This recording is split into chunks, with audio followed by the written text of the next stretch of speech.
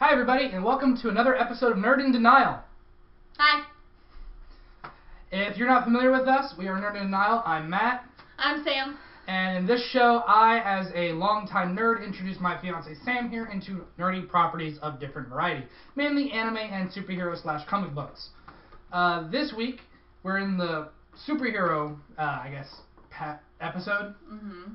And I'm kind of surprised with what we're watching. What I had to make her watch this week because it is a property that is near and dear to my heart and childhood, and she's got to deal with it.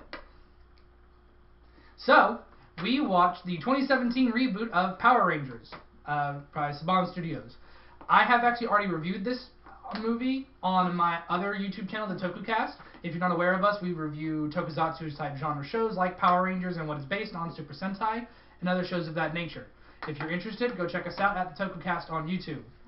So that is our other channel. We do other videos, 2 videos a week, and we're still doing 1 video a week here because we're still starting out. Please excuse the doggies. We have dogs. We do this at home, and they have a mind of their own because they're dogs. So, with the intros out of the way, we're going to start where we always start, which is the music. I think both the score and the soundtrack to this movie is very good. I would agree. Score 1 for me. But that's because it's modern and pop culture-y. Yeah. The only song I was really kind of iffy about was that Kanye West one. Yeah. But I can kind of understand why they did it. That's also just because I don't like Kanye very much. And go ahead and hate now. I don't care. He's got okay songs. He's just not a great human being. Yeah. But like my favorite one is still the song is called Unstoppable by The Score, ironically enough. That plays right at the credits, which I love that song now. Yes. So, but any other music that popped out at you, and I'm not going to be talking about a certain scene where there's fan service because that's just there for fan service sake. I don't care how much I applauded in the movie theater when I watched it, but shut up. I mean, not really. I mean, but overall the soundtrack was really good, and it fit well with everything that was happening, and there were kind of punkier, more hardcore like action songs when there needed to be, and then when there wasn't, and it just they did a very very good job with it. And also, to anybody who's wondering, we're not going to be making any comparisons to the original 1993, I believe it was 93, show, Mighty Morphin Power Rangers. We're here to judge the movie on its own merits, not how much of an adaptation it was of its source material. We good? Also, because I haven't seen it. Fair enough, but I have. Moving on. I'm kind of combining where we usually talk about art and animation with anime. We like to talk about costumes. I'm just going to combine the aesthetic and the costumes into one section this week because I think it just fits. Yeah. So, because the overall look of this movie, I thought the costumes, excluding some special effects designs, which we'll talk about in a second, I thought it was very well designed. Yeah, no. The costumes themselves were both full of Easter eggs and nods to what color they're supposed to be, but not like, I'm going to say this a lot, the costumes were enough of a nod to their color, but not obnoxious about it, like it is in the show, where it's like, I'm just wearing a red t-shirt, and it's nothing else.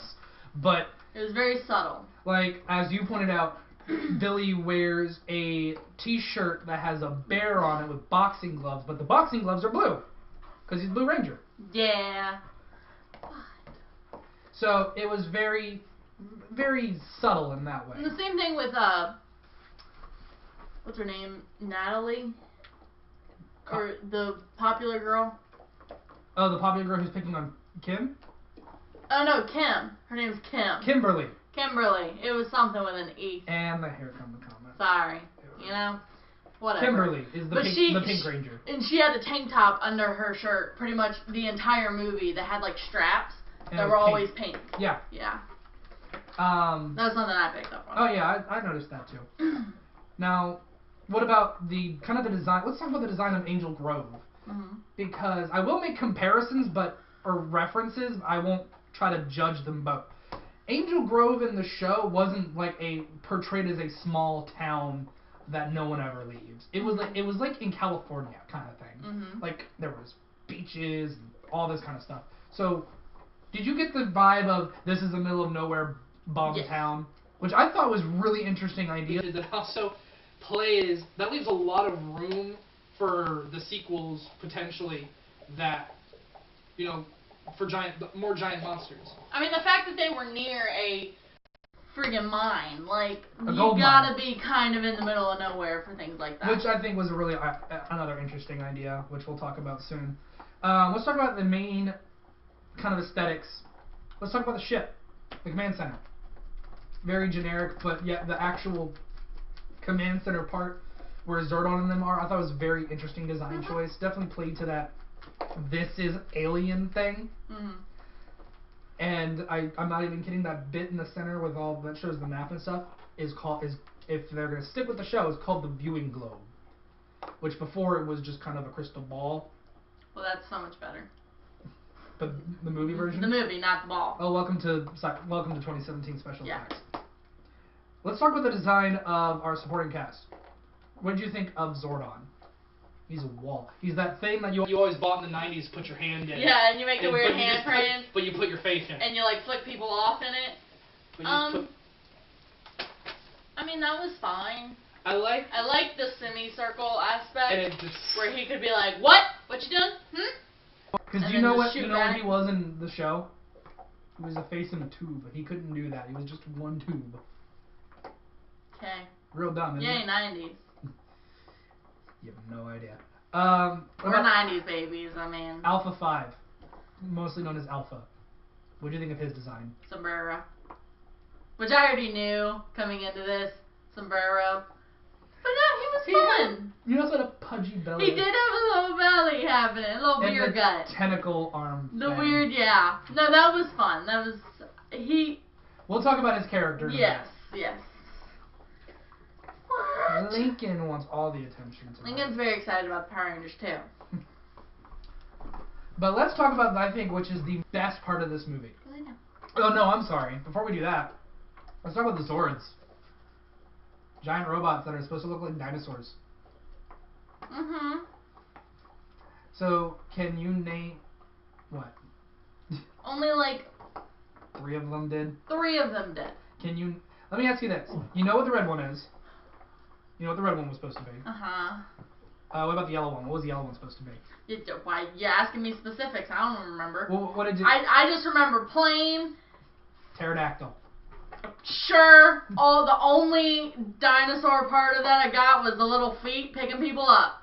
So that's it. That was just a fucking plane. Red is a Tyrannosaurus Rex. I got that. Yeah, that one I kind of got. What about blue? Could you kind of? You're also asking me to name dinosaurs. I don't fucking know dinosaurs. Fair enough. Blue is a Triceratops. Bullshit. Pink was a pterodactyl. Yeah, no, that's shenanigans. No. Yellow was a saber-toothed tiger. Yeah, no, fuck that. Oh no, the worst competitor of all is black. Black is what in the show is called a mastodon, which is just a fancy word for woolly mammoth. No, false. Yeah, that thing had 6 legs.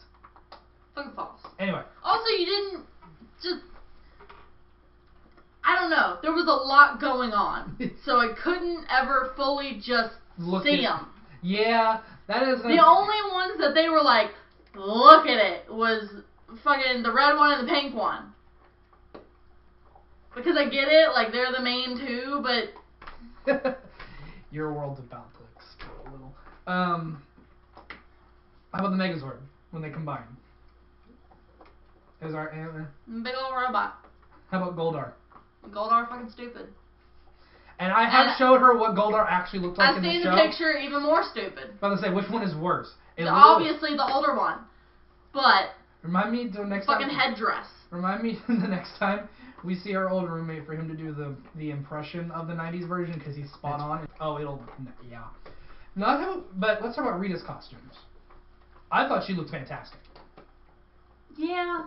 She had that weird witchy look at first, and then she had the more refined green armor, which she is the former Green Ranger. The only thing I didn't get was the concept of binding in both of them, because in her first one, she had the strips across her boobs where it made it look like she had no boobs, period. But they were like strips of binding type of thing, strings for normal people. And then she had the necklace in her green costume where it was more of like the binding, tight type of thing. Which, I mean, I guess is along the lines of referring to the scene where they're all tied up, that kind of aspect. At first, I was just like, she's also an evil alien sorceress. Yeah. You will have to remember that. The first costume, very lackluster for me, I think. Yeah, but it wasn't supposed to be the icon. It wasn't just really kind of an I think I was expecting more of like a moment with her, and I just never got it. I didn't get that like slow walk badass like the Power Rangers got.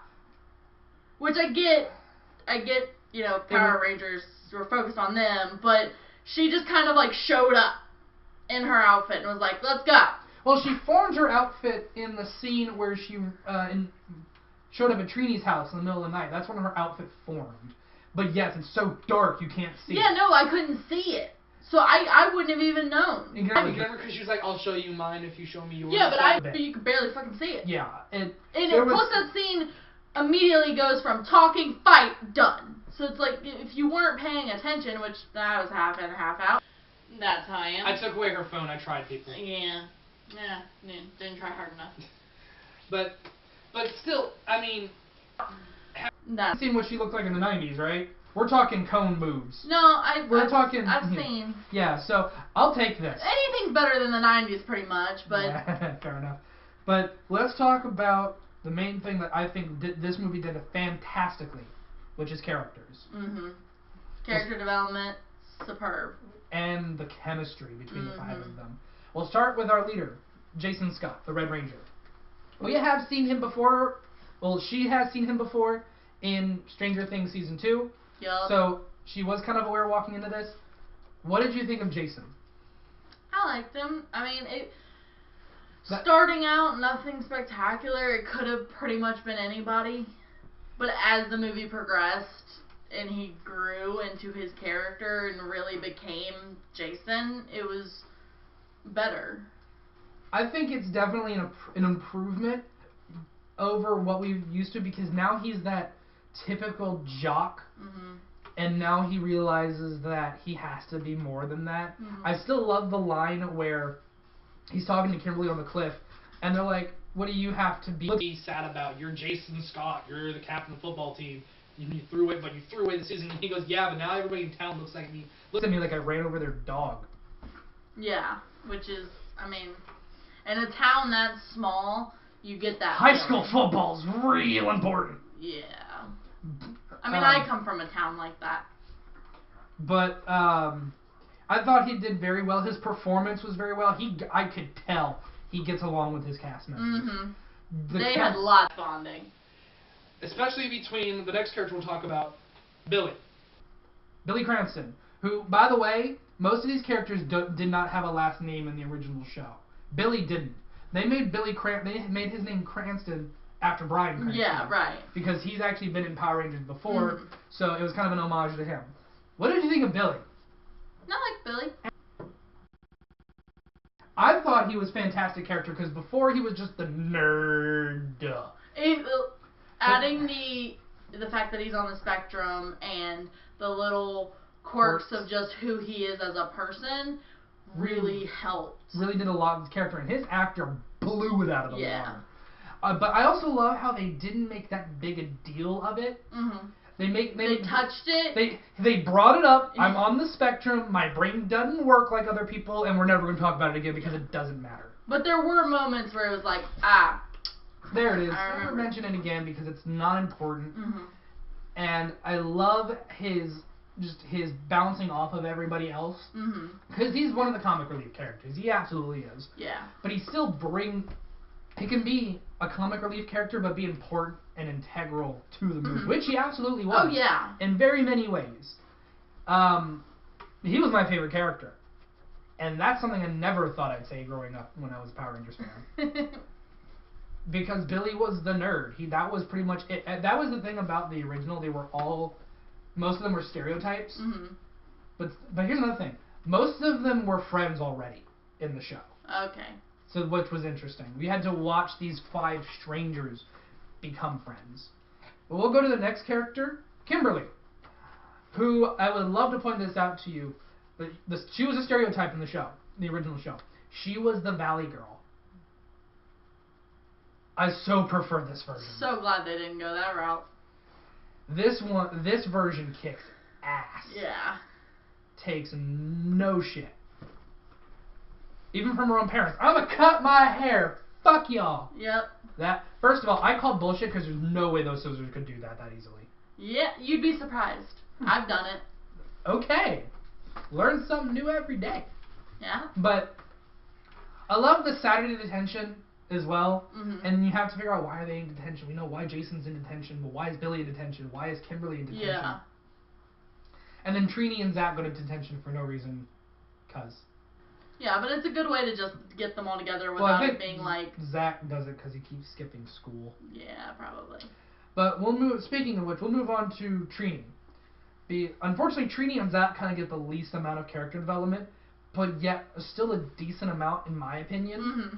that they aren't too much in the background. They weren't in the background, though. Mm-hmm. But yet there were times you kind of wonder why they didn't get development, because Trini's character has a lot of potential. Which, that's potential that they can go into with a later movie. Same with Zach. Mm-hmm. Really, all we have about Trini is that her family's too normal, and she's questioning her sexuality. Yeah. It's never confirmed one way or the other, but she might be questioning it. Zach really only has the fact that he has a dying mother, and he lives in a trailer park. Yeah. Which is sad, and it does add character development. I love the campfire scene. Yes. Yeah. Love that scene. Zach shined in that scene. Mm-hmm. Trini shined too, and Trini shined in other scenes as well. I just felt like there could have been more. No, definitely. But, I mean, they do have to save some for a potential, later on. Yeah. But we'll move on. We talked about Trini, we talked about Zach. Let's talk about, as characters, Zordon and Alpha. I was not actually a fan of Zordon in this movie. He was a bit too harsh. I don't see how he was really helping. Morph! Or as we would do in Chokecast. Morph! And then yells at them and then, alright, go to the pit. Yeah, He didn't do much because he's supposed to be a mentor. Yeah. He is the veteran ranger. He is the previous Red Ranger leader. He is supposed to be a mentor. That is the one and then thing that pissed me off. He gave up. He literally, go home. I'm done. That's the one thing that pissed me off is, like, you have teenagers in front of you who don't know how to do this, and all you're doing is going, do it! Do it! But you also have to remember, do it! He is not familiar with teenagers. Yes, but taking, 1 day out of the 11 days they had, and been like, alright, let's figure out the best way, and then proceed, not just going, do it.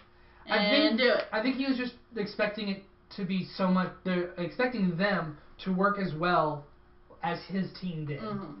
And him not realizing it was a different team. Him and Jason butt heads a lot, mm-hmm. which I think was also really well. By the way, I don't know if you picked up on this, the random scene at the end where Jason puts his sword back, mm-hmm. and you didn't wonder, like, why is that a big deal? And he's like, you can keep that, You didn't wonder why that was, like, because apparently in a deleted scene or an alternate take of the movie, that was pressed on, like, the sword is there, only a true Power Ranger leader can take it. And that's why they also focused on it forming in his hand. Okay. So apparently that was cut from the movie. Don't know why they left that scene at the end, though. Yeah, that is a little weird. Probably for that Alpha bit at the end, where he goes, that was terrifying. Later, buddy! Well, which is a great segue to talk about Alpha.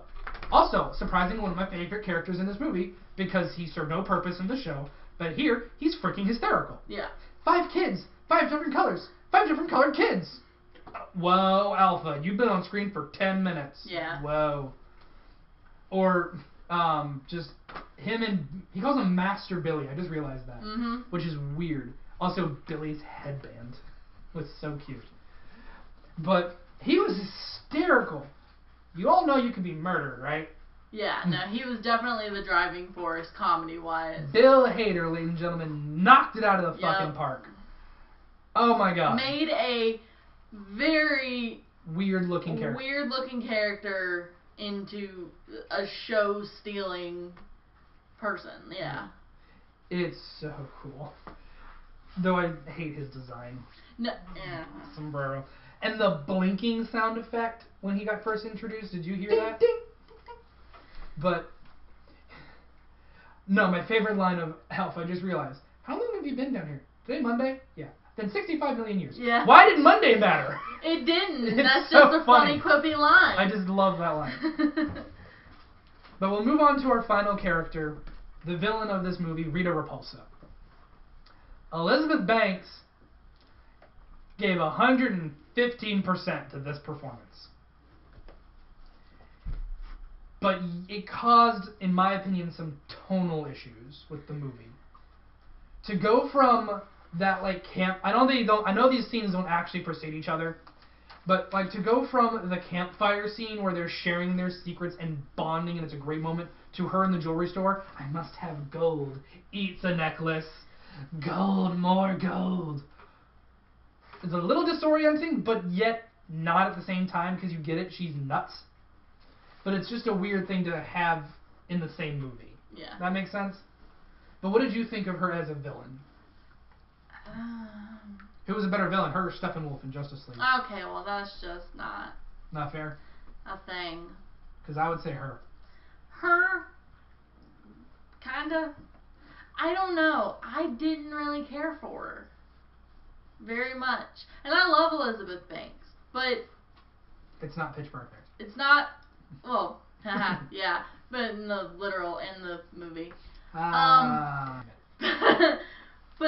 don't know. I can't fully explain why. I think there were points where you could tell she was pushing it hard on trying to play up the crazy and get her voice to that weird, screechy, angry tone. Mm-hmm. Where it was like, oh, okay, you are trying extremely hard. I think in terms of a villain, she shined most in the boat scene. With all yes. She played very great. well. The jewelry store, not great. Not very great. But it's pretty much from the moment she formed her green costume onwards, I think she improved dramatically. Yeah, I think once having that power, having enough everything gold. together, having enough gold. Well, also just I'm sure her as an actress having your full-fledged outfit, True. badass, got the staff ready to go, like that changes you. That's a very good point. That is actually versus being in tatters. Trying to play up crazy. Because she was going like straight out of the loony bin, insane. Versus, I got my shit together and I'm ready to take over the world. Which I get coming out of, bumfuck nowhere after a bajillion years. But and waking up in a pile of fish. And eating fish heads. Oh, gross. But overall, I think she was a more threatening villain. She was. If we're still comparing to Steppenwolf. Yeah. Since that's the last. I mean, you were actually terrified of her because you did that amount of crazy. You didn't know what she was gonna do, and that did work. Of like, I'm not gonna do anything to you. Haha, just kidding. Wham. So we'll move on to our next bit, which is pretty much our final bit of a review, which is essentially the writing and the plot of this movie. They took a lot of creative liberties with this movie, changing a number of things, changing the characters, changing the setting a bit of how they meet and everything, how they get the coins. Because I would like to point out that in the growing catchphrase when this show started, when this property started, was Alpha. Bring me 5 teenagers with attitude. But in the show, you get a martial arts guy who teaches a class or a club. You get a black guy who is a master of what essentially he calls hip hop kung fu. You get a nerd, an Asian lady who can translate the nerd for everybody, and a valley girl. But they're all well-behaved children. These aren't teenagers with attitude. Also, they don't look anything like teenagers, but that's the 90s. That's not my point. I think when it comes to the bring me 5 teenagers with attitude, this one did it. Oh my god. This one did it. And then some. Yeah. But they never actually say bring me 5 teenagers with attitude. They all have their stereotypes, but they all play the drama behind the scenes very well. And I kind of describe this plot as The Breakfast Club meets Chronicle, if you are familiar with those movies. And I still think that's as accurate as hell after watching this movie a couple times. Pretty accurate. And I don't think it's a bad thing. I think it was very well designed in terms of plot structure. Mm-hmm.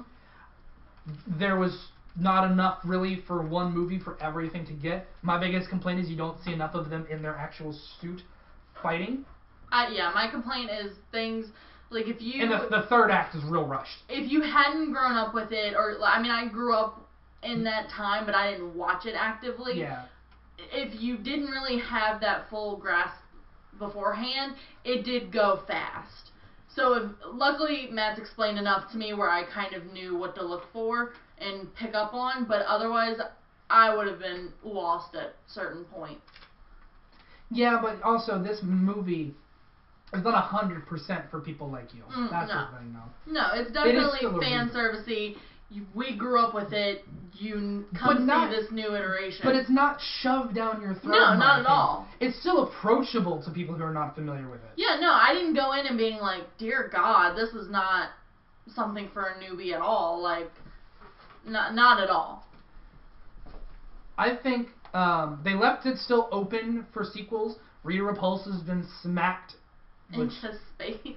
Or slapped into space, which That's again... the greatest thing. Which, again, her base was on the moon. Did you just slap her? Yeah. Weird, right? Did you just slap me? I think that was her favorite line. The one with the bully in the first scene. Did you just slap me? Yeah. Weird, right? Because it's just so...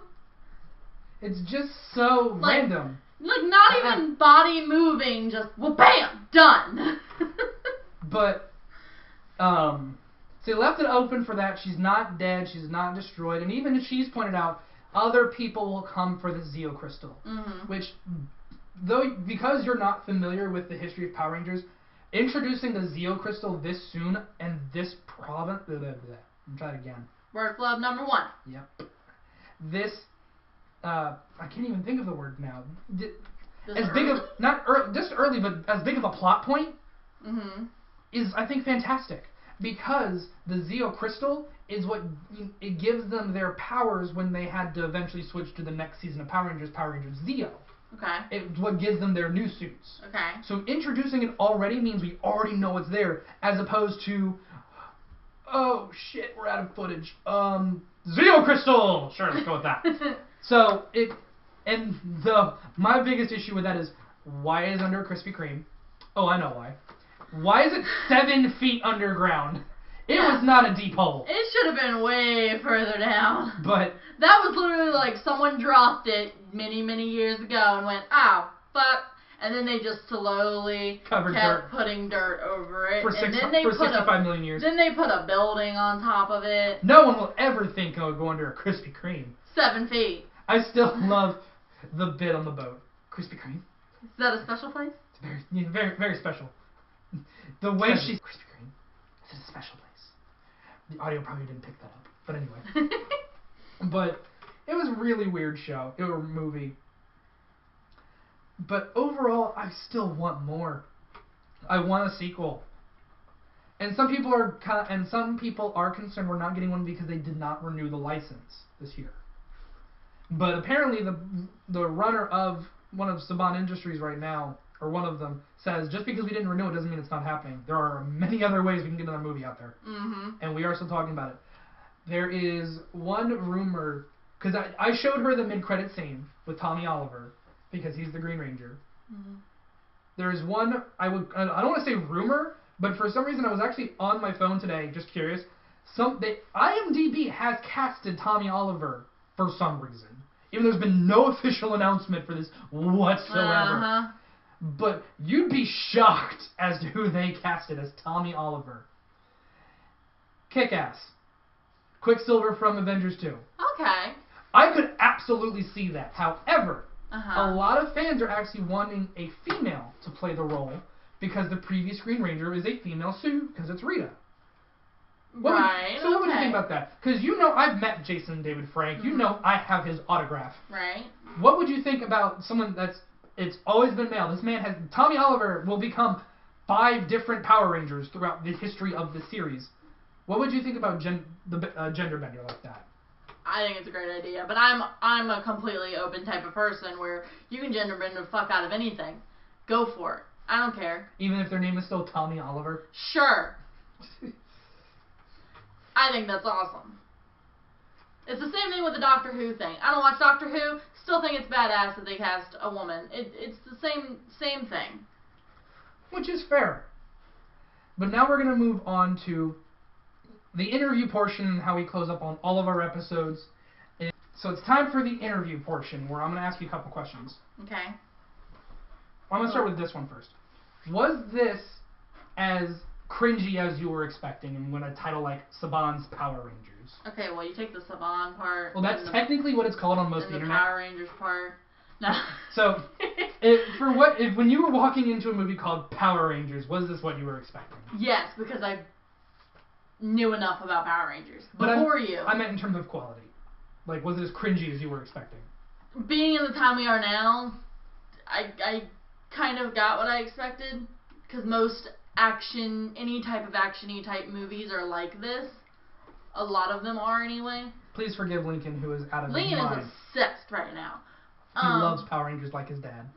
Sure, he loves his mother, is what it's more like. Oh, here we go. Which is fair enough. Now, did this change your view on Power Rangers? That something this stupid of a concept can be written well? Once again, not completely stupid. Just not my thing, not my cup of tea. But having it... Getting into it now as an adult versus... It came out in 1993. Yeah. That was the year I was born. So by the time I would have gone into it, it would have been out for a few years. I would have been a child, which I was not that type of child. So getting into it now, being more open-minded about things... Helped. So did you enjoy the movie? Did you like the movie? This is the ultimate question, isn't it? No, there's another ultimate question. But did you like the movie? Yes. That's what I've been holding in all day. The ultimate question is, would you go see the sequel? Like go to the theater? I'll ask in a 2-part question. Would you go to the theater and see the sequel? I don't know about that. I don't go to theaters for much. I don't pay for a lot of stuff. But like with this case, would you be curious enough to watch it at all? Yes.